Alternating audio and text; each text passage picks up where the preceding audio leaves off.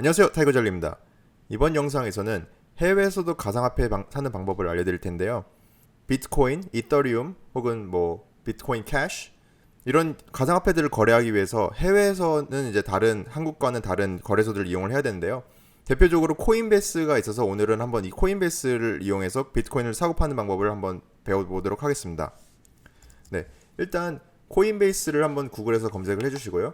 웹사이트를 들어가 보시면은 이런 정보들이 있습니다. 지금 32개국에서 지원을 하고 있고요. 안타깝게도 지금 한국에서는 이 코인베이스가 지원이 되지 않고 있습니다. 그리고 굉장히 간편한 이 앱이 있습니다. 그래서 코인베이스를 앱을 통해서도 이용할 수 있는데요. 네, 그러면 사인업을 누르시고 개인 같은 경우에는 이제 성함, 이메일, 그다음에 비밀번호, 그다음에 지금 현재 거주하고 계시는 주를 써주시면 되겠습니다. 그 다음에 이제 로그인을 하면은 이런 뷰가 나오는데요. 네, 이건 현재 지금 제 개인 계정입니다. 여기 딱 이제 로그인을 하게 되면은 나오는 정보들이 굉장히 간단하게 정리가 되어 있는데요. 일단 비트코인, 비트코인 캐시, 이더리움, 그리고 라이트코인. 코인베이스는 현재로서는 이 4개의 코인만 지원을 하고 있습니다. 리플 같은 그런 기타 코인들은 여기서 지금 거래를 하지 않고 있고요. 그런 가상화폐들을 거래하기 위해서는 다른 거래소를 이용해야 됩니다. 네, 그럼 현재 이제 비트코인 캐시, 이더리움, 라이트코인에 대한 가격을 볼 수 있는데요. 간단하게 여기서 시간 단위로 일별, 주별, 월별 이런 식으로 이제 트렌드를 분석을 할 수가 있습니다. 네, 그럼 이제 과연 이제 어떻게 하면은 비트코인 혹은 비트코인 캐시 이런 가상화폐들을 살 수가 있느냐? 바이 앤 셀로 한번 들어가 보시죠. 바이 앤 셀로 들어가시면은 이제 현재 있는 이 4개 지원되는 가상화폐 중에 선택을 하실 수 있고, 페이먼트 메터드는 이제 은행을 연결하셔서 사용하실 수가 있습니다. 은행을 연결하셔도 되고, 지금 USD 이 월렛 같은 경우에는 이따가 설명드리겠지만 지금 제 USD 지갑입니다.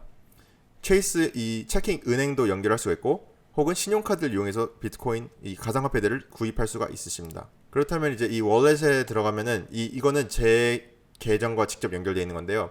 이 총 4개의 가상화폐 그리고 USD 월렛, 현재 저에게 들어있는 이 돈이 보이고요.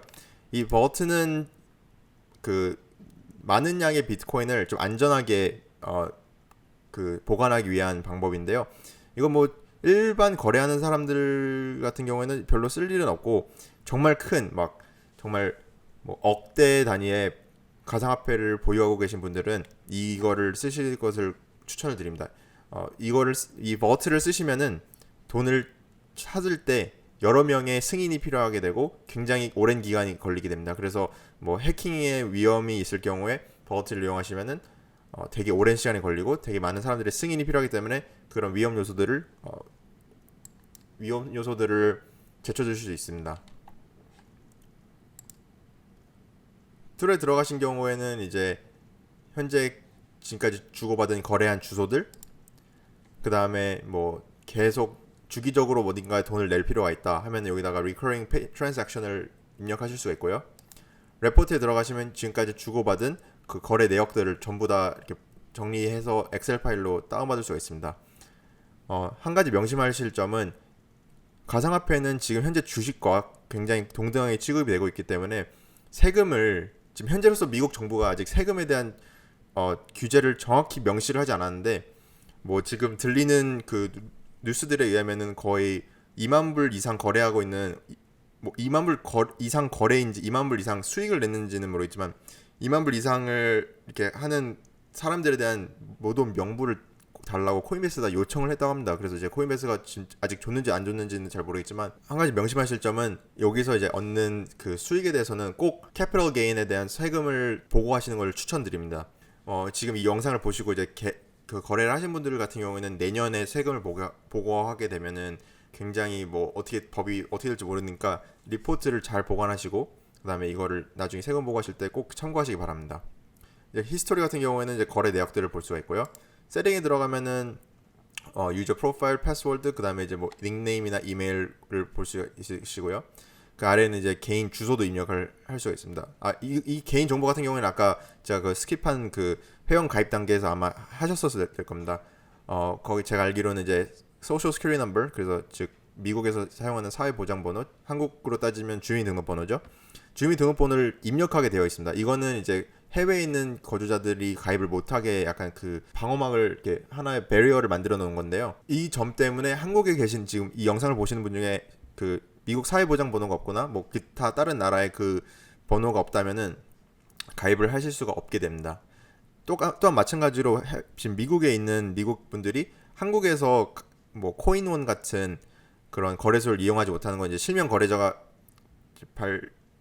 실명 거래제를 이제 실행을 하고 있고 주민등록번호 아니더라도 핸드폰 인증을 해야 되기 때문에 미국 가입 같은 경우에는 그 국내에 주소도 없고 국내에 뭐 핸드폰 번호가 없기 때문에 가입을 못하게 되어 있습니다. 그래서 이제 preference로 들어가면 뭐 이제 무슨 currency를 어떤 걸로 할 건지, 그다음에 뭐 타임존, security 보안 같은 경우에는 여기서는 좀 중요한 건데 투 토ken 어텐티케이션을 하는 것을 꼭 추천드립니다. 투 토ken 어텐티케이션은 뭐냐면은 한국은행을 써보신 분들 알겠지만 OTP라고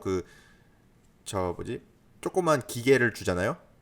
그 OTP 번호는 시간 단위로 계속 변경이 30초 단위로 변경이 되면서 그 해당 계좌와만 연결되어 있어서 2차 방어막을 해주는 그런 역할을 한 장치입니다.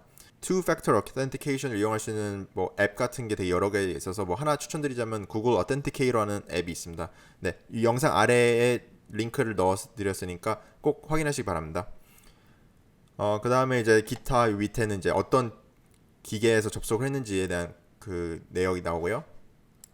Linked Accounts 같은 경우에는 이제 가장 중요한 그 돈을 어떻게 넣을 건지에 대한 건데요. Linked Account 하면은 Bank Account, Credit Card, 페이팔을 이제 이용하시면은 이제 2.5%의 수수료가 붙는다는 점 아셔야 되고요.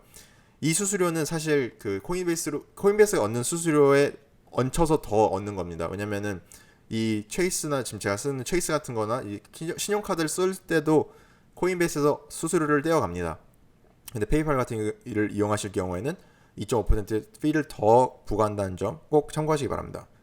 리밋 같은 경우에는 이제 일주일 단위로 10만 불까지 사고 팔 수가 있습니다. USD 월렛으로 사고 팔 수가 있고요. 뱅크 어카운트로 연결했으면 한 달에 일주일에 10,000불까지 사실 수 있고 신용카드를 이용하실 경우는 2,000불까지 사실 수 있습니다.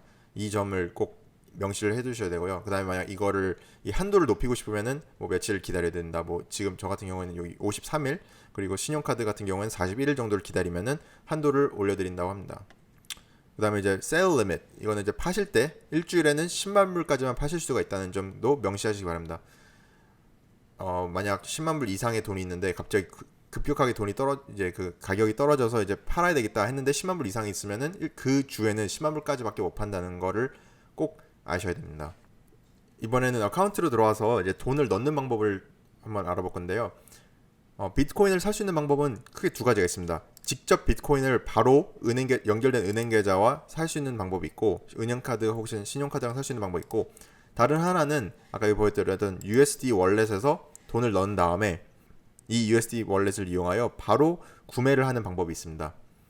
저 같은 경우에는 두 가지 다 해봤지만 가장 좋은 방법은 바로 USD 월렛에다 돈을 넣은 다음에 구입하는 겁니다. 그 이유는 여기 바이 앤 셀 같은 경우에 여기서 바로 구입을 하게 되실 경우에는 비트코인이 바로 들어오지가 않고 지금 같은 경우에 13,000불이가 돼 있는데 만약 비트코인 하나를 샀다. 그럼 일단 제 계정에서 제 은행 계좌에서 13,000불이 청구가 되긴 합니다. 하지만 이 돈이 거기 그 코인베이스까지 가는데 그리고 코인베이스에서 이걸 확인하고 저한테 돈을 주는 데까지 거의 5일에서 뭐 길게는 열흘까지 걸립니다. 하지만 이 USD 월렛을 이용하여 구입을 하는 경우에는 즉시 비트코인 월렛에서 받아보실 수가 있습니다. 다만 USD 월렛에다가 돈을 넣을 수 있는 방법은 두 가지가 있는데요. 뱅크 디포짓과 와이어 트랜스퍼가 있습니다. 뱅크 디포짓은 ACH로 은행에서 다른 은행 간 이제 돈을 이동하는 프로세스인데요. 와이어 트랜스퍼도 같은 맥락입니다. 다만 뱅크 디포짓 같은 경우에는 ACH는 여러 명의 계좌 이체를 한 번에 실행하기 때문에 최소 3일에서 5일 정도가 걸립니다. 그리고 와이어 트랜스퍼 같은 경우에는 즉시 이루어지기 때문에 시간적인 면에서는 굉장히 가장 빠르지만 가장 비용이 비쌉니다. 그래서 보통 은행에서 나가는데 보통 10불에서 20불 정도가 들고 그 받는 입장에서도 돈이 어느 정도가 들어가게 됩니다. 뱅크 디포짓 같은 경우에는 3에서 5일 정도 걸리는데 코인베이스에서 그걸 또 확인하고 다시 코인베이스 월렛에다 돈을 넣는 데까지 또 시간이 걸리기 때문에 최소 5일에서 정말 열흘까지도 걸린다는 거를 꼭 알아야 됩니다. 와일 트랜스퍼 같은 경우에는 2에서 3일 정도가 걸립니다. 다만 수수료가 약 30불에서 40불 정도가 든다는 것도 명심하시기 바랍니다. 지금까지 그러면 코인베이스를 이용해서 비트코인을 사는 방법 알아봤습니다. 지금까지 타이거젤리였습니다. 감사합니다.